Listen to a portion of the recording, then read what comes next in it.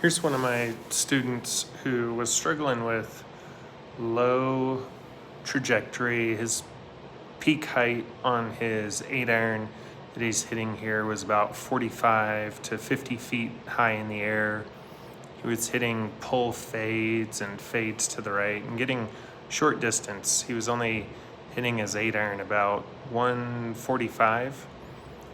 And when you look at his swing, you could see that he's not straightening his trail leg, not letting that right leg extend on the backswing, which restricts his turn.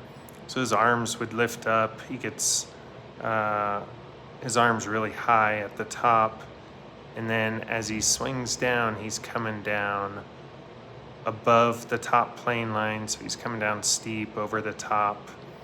The club gets outside the ball here, and he'd hit pull fades and come down with real deep divots. Now here's the correction that we've been making, and he's swinging much better now.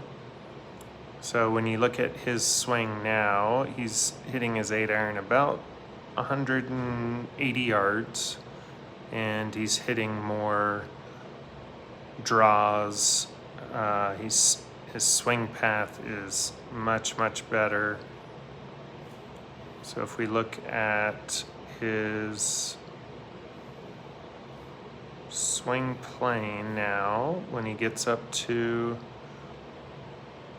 the top, you can see he's letting his right leg straighten, that allows him to get more turn. His arms are in a much better position. So now when you look at his arms at the top, they're much lower compared to where he was previously.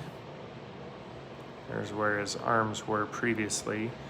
And then because he's got more turn, it's a lot easier for him to swing down from the inside. He's also trying to feel like he keeps his body a little more closed. And so you can see the club coming down on a much better path compared to where he was before. So his main thought's to fix that swing and start hitting the ball higher. Now his peak height's about 90 to 100 feet in the air.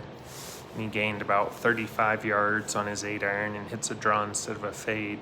He's just letting that back leg, that trail leg straighten so he can turn a little bit more, and trying to keep his body a little bit more closed, which allows that club to come down from the inside and hit a nice push draw.